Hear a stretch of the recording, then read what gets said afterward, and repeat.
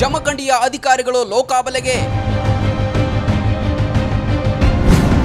ಲಂಚ ಸ್ವೀಕರಿಸುತ್ತಿದ್ದಾಗಲೇ ಲೋಕಾಯುಕ್ತ ದಾಳಿ.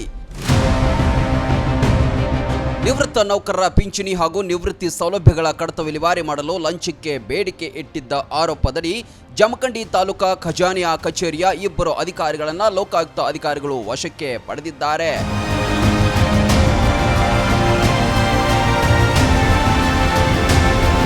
ಬಂಧಿತರನ್ನ ಎಸ್ ಬಿರಾದರ್ ಮತ್ತು ತಾಲೂಕು ಖಜಾನಾಧಿಕಾರಿ ಹಾಗೂ ವಿನಾಯಕ ಹೊನವಾಡ್ ಖಜಾನೆ ಇಲಾಖೆಯ ಸಿಬ್ಬಂದಿ ಎಂದು ಗುರುತಿಸಲಾಗಿದೆ.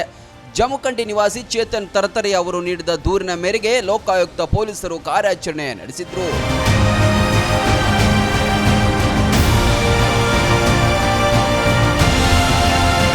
ಅವರ ಮಾವನ ನಿವೃತ್ತಿಯ ನಂತರ ದೊರೆಯಬೇಕಾದ ಪಿಂಚಣಿ ಹಾಗೂ ನಿವೃತ್ತಿ ಸೌಲಭ್ಯಗಳನ್ನು ಮಂಜೂರು ಮಾಡಲು ಮೊದಲಿಗೆ 70,000 ರೂಪಾಯಿಗೆ ಲಂಚಕ್ಕೆ ಬೇಡಿಕೆ ಇಟ್ಟಿದ್ರು.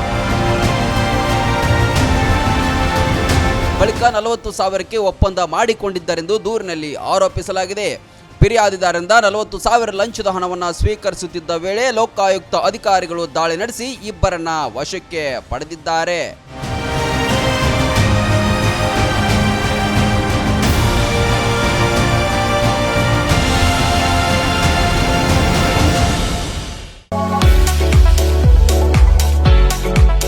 ಉತ್ತರ ಕರ್ನಾಟಕ ವಿದ್ಯಾರ್ಥಿಗಳ ಭವಿಷ್ಯ ನಿರ್ಮಾಣಕ್ಕೆ ಭದ್ರ ಬುನಾದಿಯಾಗಿ ನಿಂತಿದೆ ಸ್ವಾಮಿ ವಿವೇಕಾನಂದ ವಿದ್ಯಾಸಂಸ್ಥೆ ಬೀಳಗಿ.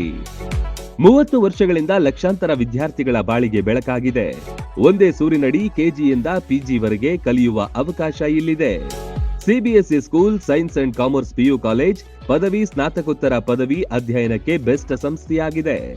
ಡಿಜಿಟಲ್ ಕ್ಲಾಸ್ ರೂಮ್, ನುರಿತ ಬೋಧಕರು, ಬೃಹತ್ ಲೈಬ್ರರಿ, ಪ್ರಾಕ್ಟಿಕಲ್ ಲ್ಯಾಬ್, ವಿಶಾಲವಾದ ಕ್ಯಾಂಪಸ್, ಬಾಲಕ ಬಾಲಕಿಯರ ಪ್ರತ್ಯೇಕ ಸುಸಜ್ಜಿತ ಹಾಸ್ಟೆಲ್, ಆಟದ ಮೈದಾನ, swimming pool, school bus, security ವ್ಯವಸ್ಥೆ ಸೇರಿದಂತೆ ಅತ್ಯಾಧುನಿಕ ಸೌಲಭ್ಯಗಳಿವೆ.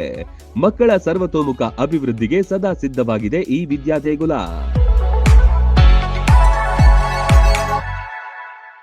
ರನ್ ಟಿವಿ ನ್ಯೂಸ್ ವಿಡಿಯೋಸ್ ನೋಡಲು ಸಬ್ಸ್ಕ್ರೈಬ್ ಮಾಡಿ, ಬೆಲ್ ಐಕಾನ್ ಪ್ರೆಸ್ ಮಾಡಿ.